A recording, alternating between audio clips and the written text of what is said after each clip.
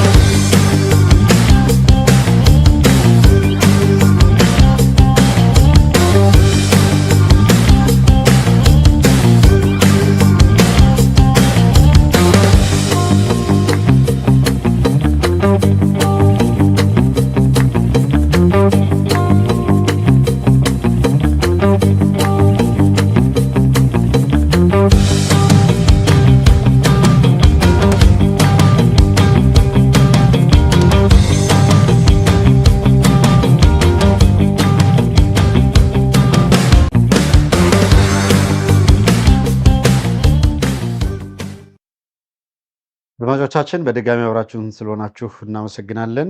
ወደ ዝርዝር ጉዳዮቹ እንገባለን። በርዕሰ ጉዳዩ ላይ የተመለከተው በኢትዮ ሱዳን ድንበር የተካሄደው ከባድ ውጊያ፣ የሻዕቢያ አዲስ አቅጣጫ፣ የአፍሪካ ህብረት ውሳኔ በሚል ርዕሰ ጉዳይ ነው ቆይታ የምናደርገው። ኦቨርቪው እንዳለ ጠቅላላ ሁኔታውን ለመግለጽ ያክል የአብይ አህመድ አገዛዝ በሁሉም መስክ የገባበትን አጣብቂኝ መሰረት አድርጎ ነው እንግዲህ እነዚህ ዓለም አቀፍ ታላላቅ አካላት ወይም ተቋማት ውሳኔ እየወሰኑ ያሉት። አፍሪካ ህብረት እንደ ትልቅ ተቋም ወስዶ ለመነጋገር የሚበቃ ነው ማለት ባይቻልም ሲምቦሊክሊ ስሙ ስላለ እንደው የአፍሪካ ህብረት ተብሎ ይጠራል። አፍሪካ ህብረት በምን አቋም ላይ ነው ዛሬ ውሳኔ ወሰነውን የሚለውንም የርዕሰ ጉዳያችን ክፍል ስለሆነ እናነሳዋለን አብረን። የእሁድ ሪፖርተር አንድ ዘገባ ይዞ ወጥቶ ነበረ። የእሁዱ ሪፖርተር ጋዜጣ የኢትዮጵያ ንግድ ባንክ ከሰርኩ ማለቱን ወይም ደግሞ ተጨረበርኩ በዲጂታል አሁን ያለው የዚህ ዲጂታል ሳይበር እንቅስቃሴ በ115% ተደጋጋሚ አታክ የማድረግ ሁኔታ ጨምሯል ይልና ይሄንን ብሎ ሲያበቃ በዚህም 1.3 ቢሊዮን ተጨረበርኩ ብሏል። እንደምታውቁት ንግድ ባንክ ባለፈው ዓመት እንደዚሁ በበርካታ ሰዎች ባንኩ ተጨረበረ የሚል ነገር ተነስቶ ነበር። አሁን ደግሞ በተለየ ሁኔታ ተጠቃሁ የሚል አለ።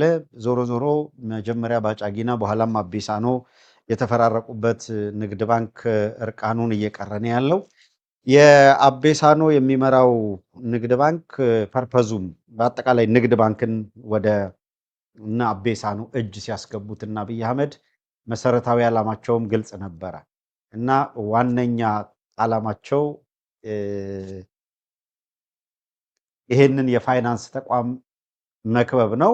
ከዚያም ደግሞ የሚፈልጉትን ነገር ማድረግ ነው። የንግድ ተቋማትን ሲቆጣጠሩ የፋይናንስ ተቋማትን ተቆጣጥረው ካልሆነ የመንግስት የፋይናንስ ተቋማትን የሚቆጣጠራቸው የንግድ ተቋማት ጋር ብቻቸው ምንም አይሰሩም። ብድር መስጠት ወዘተረፈ፣ የዶላር በሚፈልጉት መጠን ማግኘት፣ እነዚህን የመሳሰሉት ፋሲሊቴት የሚደረገው ከባንክ ነው። ስለዚህ ባንኩን መቆጣጠር አማራጭ የለውም። ለዛም ነው ባንኩም ታንኩም የሚባለው። ባንኩንም ታንኩንም የተቆጣጠሩበት መሰረታዊ ምክንያት ይሄ ነው። ስለዚህ የተቋቋሙበትን ማለት ባንኩን የተቆጣጠሩበትን መሰረታዊ ዓላማ በተለያየ መንገድ ነው እያሳኩ ያሉት። የማይገባውን ብድር ይሰጣሉ፣ ያለ ኮላተራል ብድር ይሰጣሉ። የማይመለስ እየተባለ ብድር ያው እንደምታውቁት ይባክናል። ንግድ ባንክ በአጠቃላይ ኪሳራ ውስጥ ነው የሰነበተው። አሁን ደግሞ ሌሎች ባንኮች ያልደረሰባቸውን ንግድ ባንክ በተለየ ሁኔታ እኔ ላይ ደረሰብኝ በሚል 1.3 ቢሊየን ነው፣ ሚሊየን አይደለም፣ አስቡት። 1.3 ቢሊየን በቀላሉ ተጭበርብር ያለው ወደሚል ነው የሄደውና በየጊዜው ተጨረበርኩ እያለ ከደንበኞቹ የሚሰበስበውን ገንዘብ የትም እየበተነ ያለው ንግድ ባንክ ነው። ለዚህ ደግሞ መሰረታዊ ምክንያቱ ፖለቲካዊ እቅድ ተይዞበት በመዋቅር ደረጃ በአመራር ደረጃ አስበው የሚሰሩበት ጉዳይ እንጂ እንደው በድንገት ንግድ ባንክ የሚባል ተቋም መጨበርበር ስለገጠመው ስላልገጠመው ተብሎ የሚተረጎም አይደለም። የአዲስ አበባን ኢረሌቫንት እናደርጋታለን፣ እንደዚህ አይነት እቅድ አቅደናል፣ ይህን እየሰራን ነው ካለ በኋላ ሽመልስ አብዲሳ አጠቃላይ የአዲስ አበባ ህልውናና ሁኔታ ምን ያህል ከባድ ችግር ውስጥ አደጋ ውስጥ እንደወደቀ የምታውቁት ነው። የወብዳር ቸኮል በጣም እናመሰግናለን። የሱፐር ቻት ሱፐር ስቲከር ድጋፍ ስላደረግሽልን። ድጋፍ የምታደርጉ አካላት በእውነቱ እናውቃለን፣ እንረዳችኋለን። ከትርፍ አይደለም ከዋናችሁ እየቀነሳችሁ እንደምታደርጉ በየቀኑ የምታደርጉት ድጋፍ እጅግ የሚገርም ነው። ሌሎቻችሁ ደግሞ ቢያንስ የሚደግፉትን ማበረታታት አንድም ይሄንን ለአምስት ሰው ይሄንን ሊንክ በመላክ ሰብስክራይብ ሊያደርጉ ለሚችሉ ሰዎች በመላክ እንኳን ኃላፊነት ልወጣ በሚል እንደውጭም እየተመለከታችሁ በቀኝ በኩል የልብ ቅርጿን ታፕ እያደረጋችሁ እኔ ይችን ኃላፊነት ልወጣ በቀላሉ የምታውቋቸው ሊስት ያደረጋችኋቸው በቅርብ የሚረዷችሁ ሰዎች ደግሞ የዌብሳይት ሊንክ ልካችሁ በዚህ ላይ ግቡና በአባልነት ተመዝገቡ። በየቀኑ የሚመዘገብ ቁጥር አለ። ብዙዎቹ ማሳሰቢያ ያላቸው ስማችን ኤክስፖዝ አይደረግ አይነገር የሚል ነገር በቃ በዛው ተመዝግበን ብቻ ድጋፍ ማድረግ ነው የምንፈልገው የሚል እንደዛ የሚመዘገቡ አሉ። በነገራችን ላይ እንደው ለእናንተ ኢንፎርሜሽን እንዲሆን በውስጥ ገጽ ላይ ፎርሙን ከሞላችሁ በኋላ ፊት ለፊት ዲስፕሌይ የሚያደርገው ስም ላይ የፈለጋችሁትን ስም ዩዘር ነው መጠቀም ትችላላችሁ። ሌላ የፈለገውን ስም የፈለጋችሁትን የመረጣችሁትን ስም መጠቀም ትችላላችሁ። ነሰሰርሊ ዋና ስማችሁን ፊት ለፊት የማድረግ ግዴታ የለባችሁ። ከዛ ውጪ ሜምበርስ ማን ናቸው የተመዘገቡትና ድጋፍ እያደረጉ ያሉት የሚለውን እኛ ነው ማለት ተቋሙ ነው እንጂ የሚያውቀው ለሌላው አካል ዝም ብሎ እንትን የሚያደርግ አይደለም። በፈቃደኝነት ይሄ ይገለጽ፣ ሌሎችን ያበረታታል ብላችሁ ስትሉ ብቻ ነው የምንገልጸው። ይህን ካልን ወደ ዕለቱ መረጃዎቻችን በዝርዝር እናልፋለን። በድጋሚ ጥሩ ርብርብ እያደረጋችሁ ነው። አድሚኖቻችሁንም በየስሩ ቶሎ ቶሎ እየመጣችሁ አፕዴት እያደረጋችሁ ነው፣ እናመሰግናለን። ቴሌግራም ቻናላችንን ማህበራዊ ሚዲያ ላይ እየለጠፍነው ነው።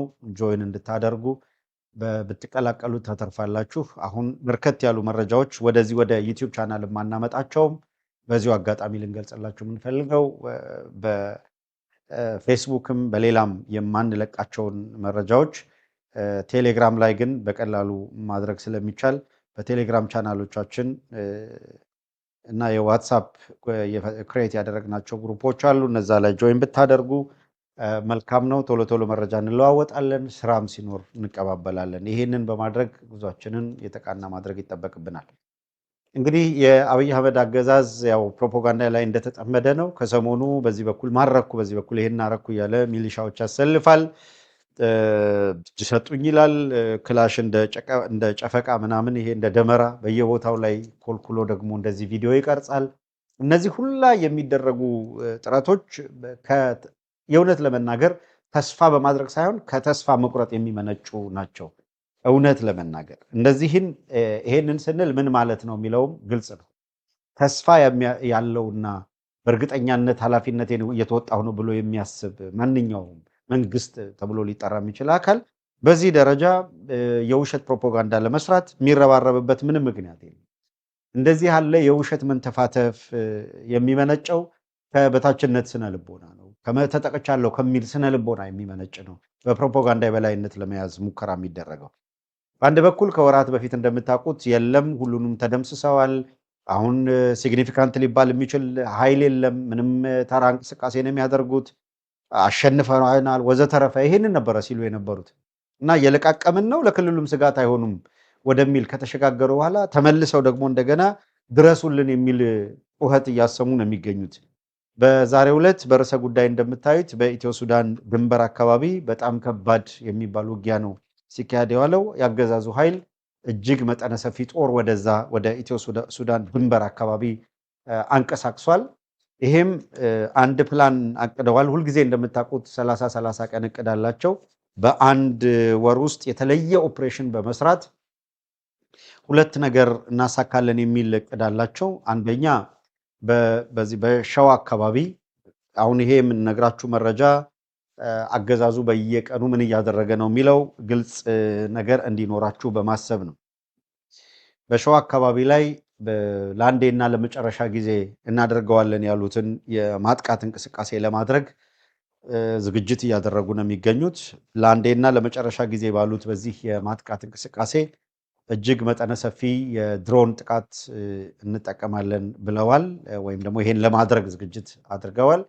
የፋኖ ከፍተኛ አመራሮች ያሉባቸው ቦታዎችም የብሔራዊ መረጃና ደህንነት አርቲፊሻል ኢንተለጀንስ የሚባለው እነ ወርቁ ጋቸና የሚመሩት ድርጅት፣ እነ ጌታቸው ጉዲና የሚመሩት የመከላከያ ደህንነት ወዘተረፈ የሲሳይ ቶላ ብሔራዊ መረጃና ደህንነትን ጨምሮ የፌዴራል ፖሊስ፣ እነዚህ በጋራ የተውጣጣ አብይ አህመድ በዋናነት ራሱ ፎሎ አፕ የሚያደርገው አንድ ኮሚቴ የፋኖ አመራሮች የት ናቸው አይደንቲፋይድ የት ቦታ ላይ እነማን አሉ የሚለውን የመለየትና በአንድ ጊዜ በሁሉም አካባቢ ጥቃት መሰንዘር ሳይሆን የተለዩ ቦታዎችን ግን በአንድ ወር ውስጥ በወሳኝ ምዕራፍ እናጠናቀቃለን የሚል እንቅስቃሴ ነው የጀምረው ያሉት፣ ወይም ይህን ፕላን አድርገው እየተንቀሳቀሱ ነው ያሉት።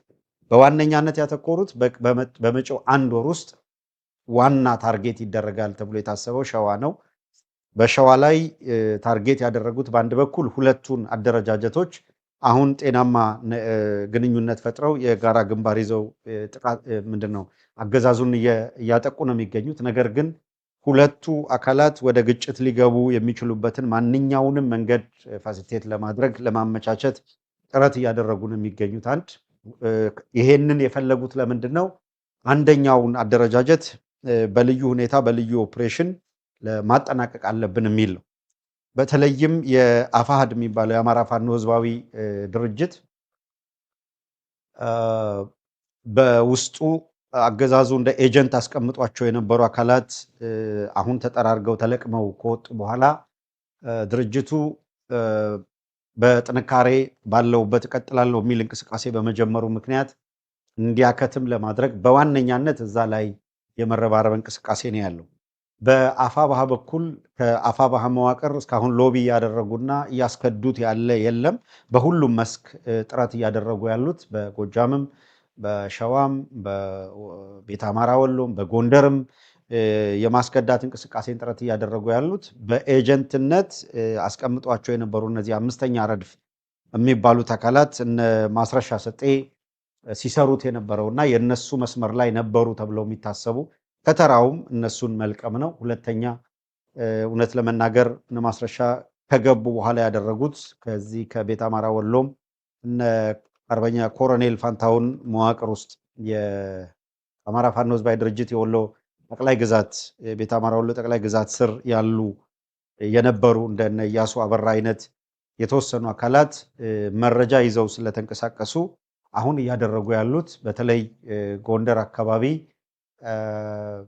የተወሰነ ጊዜ እዛ ከራርሟል። እንደምታውቁት እነ ማስረሻ በፍጹም ይህ የፋኖ ትግል ከተጀመረ ጀምሮ ወፍ ዝር ብሎ የማያውቅባቸው አካባቢዎች ጭምር በልዩ ሁኔታ የድሮን ጥቃት ሰለባ ሆነዋል እና በየቦታው የት ቦታ ምን አይነት ኃይል አለ የሚለውን ሲያስጠኑ ስለቆዩ ወይም ይህንን መረጃ ሲያሰባስቡ ስለቆዩ አመራሮች ወይም በተለያየ እርከን ያሉ ወታደራዊ ኃይሎች በነ ኢያሱ አበራ ወይም በነ ማስረሻ ይታወቅ ከነበረ አካባቢ ፈጠን ብለው አካባቢያቸውን የማይቀይሩ ከሆነ ለጥቃት በተለይ አመራሮቹ በተለየ ሁኔታ ለጥቃት የሚዳረጉ ነው የሚሆኑት። እንግዲህ በዋነኛነት ለምን አፋሕድ ላይ ያተኩራሉ በመጪው የአንድ ወር ኦፕሬሽን የሚለውን የበለጠ ግልጽ ማድረግ ካስፈለገ አፋሕድ ውስጥ እንደ ድርጅት አፋሕድን መውሰድና አገዛዙ አፋሕድ የሚባል ድርጅት ከኔ ጋር ተደራድሯል በሚል ነበረ ሊያጠናቀቅ የፈለገው።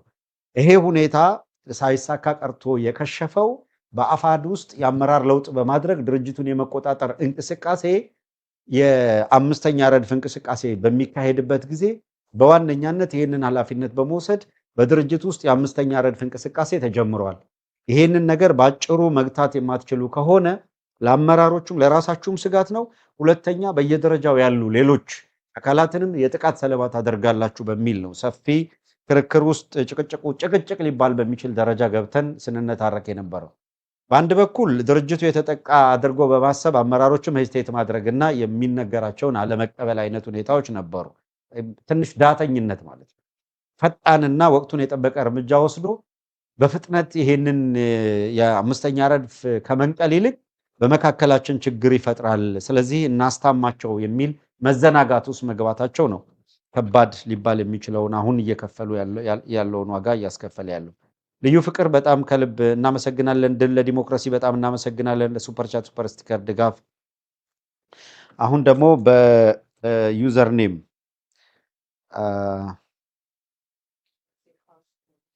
አሴፋርም እናመሰግናለን። አሴፋርም እናመሰግናለን። ብቻ በዩዘር ኔም ነው ላደረክልን ድጋፍ በጣም እናመሰግናለን። ሌሎቻችሁ እንደዚህ ድጋፍ በማድረግ ገዛ በማድረግ ቀጥሉ። እናመሰግናለን በደንብ። እኛ ወደ ትንታኔው አተኩራለሁ። ሌሎቻችሁ ፕሊስ ድጋፍ የሚያደርጉትን አበረታቱ። ሰው ወደ ኪ ፖይንቱ ልምጣና የናሬቲቡን መሰረታዊ ነገር ካነሳም በኋላ ወደ ቀጣዮቹ መረጃ ብናልፍ ይሻላል።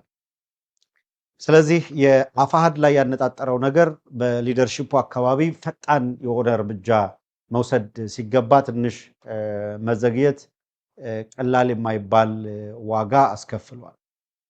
አሁን የምናየው ዋጋ ያስከፍሏል ስንል አሁን የምናየውን ኢንቫይሮንመንት የምናየውን ሁኔታ ፈጥሯል።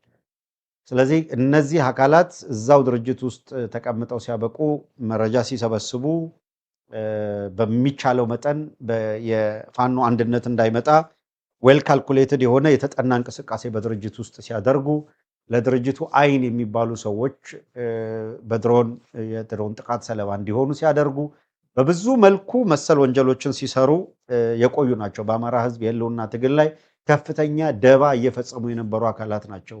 ቀላል ነገር አይደለም ተነቅሎ የሄደው። ይሄ ከባድ ሁኔታ መፈጠሩን ተያይዞ ነቅለው ከሄዱ በኋላ ግን አደጋነታቸው ቀጥሏል። በተጠናከረ ሁኔታ አደጋነታቸው ቀጥሏል።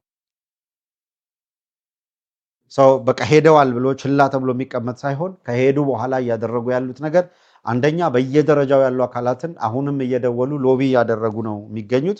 ፕሮፓጋንዳው በሁሉም መስክ ከምትገምቱት በላይ የተጠናከረው ነው። ቀጥሎ በየቀበሌው በየወረዳ ወዘተረፈ ይሰበስባሉ። ከዛ 2-3 ተናጋሪ ሰዎችን ያመጣሉ። ለአማራው ችግር ራሱ አማራውን ብሌም እንዲደረግ የማድረግ ማለት ነው። በቀደም ኮረነገኛ 2 ብለን የጠቀስንላቸው አደገኛ ስብስብ የሚያደርገው ያንኑ አካሄድ ነው። አማራ የጥቃት ሰለባ የሆነው በራሱ ነው የሚል እና ናሬቲቭን በሙሉ ጠቅልሎ ለራሱ ለአማራው ማስረከብና እርስ በርስ የተጋደለ እያሉ ሼፕ ማድረግ ማለት ነው። ልክ ሰኔ 15 ላይ ያደረጉትን ነገር ገለው ተጋደሉ እንዳሉት ሁላ አሁንም በእያንዳንዱ ኢማጂን እሁት በአመራር ደረጃና ወለጋ አካባቢ ለተፈጸመው ግድያ አገዛዙ ኃላፊነት ከመውሰድ ይልቅ ለተሰሩት ነገሮች ኃላፊነት ከመውሰድ ይልቅ አይ እዛም የሆነው እኮ አማራውን ነው የገደለው የሚል ናሬቲቭ እነ ብርሃኑ ጁላ ሲያስቀምጡ የነበሩት ይሄንን ነው። እንደ ግሩፕ ደግሞ አደራጅተው ስምሪት የሰጧቸው አካላትም ሲያደርጉ የቆዩት ይሄን ነው። በጣም እጅግ ሲበዛ አደገኛ ስብስብ ነው። በብዙ መልኩ ጥናቶቻችንን መረጃ ማሰባሰባችንን ቀጥለናል፣ እንሄድበታለን በስፋት። ለዛሬ የምናተኩርበት ዋነኛ ርዕሰ ጉዳይ ላይ ማተኮር ስላለብን እዚህ ላይ እንቆያለን። አሁንም በድጋሚ አብራችሁን ስለሆናችሁ ከልብ እናመሰግናለን። የአማራ ፋኖ ህዝባዊ ድርጅት ኦሬዲ ተነካክቷል በሚል ነው ለፍጻሜውን ማበጀት አለብን በሚል እየተንቀሳቀሱ ያሉት። የቀሩት አመራሮች ላይ ተስፋ አስቆራጭ ነገር እያቀረቡላቸው ነው። ከስር ከስር ሁሉንም ነገር እንደሚለውጡት እንደሚንዱት አልዋልታ ያስነሳሉ። እርስ በርስ መተማመን እንዳይፈጠር የሚችሉትን ያክል እየሰሩ ነው። ከዚያ በኋላ የማጥቃት እንቅስቃሴ ሙሉ በሙሉ ሲገባ በተቻለ መጠን እዛው ካለው ከራሳቸው አደረጃጀት ጋር ቅራኔ ቢፈጠር ከዚህ ቀደም ሲሆን እንደነበረው ለማጥቃት ይመቻል። አገዛዙ በአንድ በኩል ያጠቃል፣ በሌላ በኩል ደግሞ በተቃራኒ ያለው አደረጃጀት ጋር የተፈጠረ ግጭት ወደ ጦርነት ያመራል። የቀድሞ ፕላናቸው እሱ ነው። አሁን በዛ ፕላን በፍጥነት ለማስፈጸም የቸገራቸው ሸዋ ላይ ነው ዋና ያነጣጠሩት። ግን ሸዋ ባሉ የሁለቱ አደረጃጀቶች መካከል አሁን ወደ ጦርነት ሊወስድ የሚችል ወይም ለጦርነት የሚያበቃ ምክንያት እስካሁን ድረስ የለም። ከዚህ በኋላም የጦርነት ምክንያት ለመፍጠር አይሰሩም ማለት አይደለም። በጣም ጥንቃቄ ካልተደረገ ከአንደኛው በኩል ሆን ተብሎ ለምሳሌ ተልዕኮ የተሰጣቸው አካላት እንዱን ሊያጠቁ ይችላሉ። በዛ በኩል ሌላኛው ሌላውን ያጠቃል። ከዛ በኋላ በፍጥነት ወደ ቅራኔ እንዲገባ ይደረጋል። ዞሮ ዞሮ ግን በልዩ ኦፕሬሽን ሸዋ ላይ ልዩ ኦፕሬሽን በመስራት የፋኖ አደረጃጀት በመጪው 1 ወር ውስጥ በዚህ አካባቢ ምንም ኃይል እንዳይንቀሳቀስ እናደርጋለን የሚል እቅድ ይዘው እየሄዱ ነው።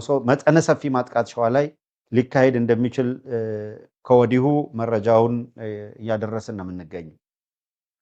ሌላው አካል ጥንቃቄ ማድረግ፣ ሲቪሊያን አስፈላጊውን ጥንቃቄ ማድረግ ይጠበቅባቸዋል፣ ለጉዳት እንዳይዳረጉ ማለት ነው። መረጃ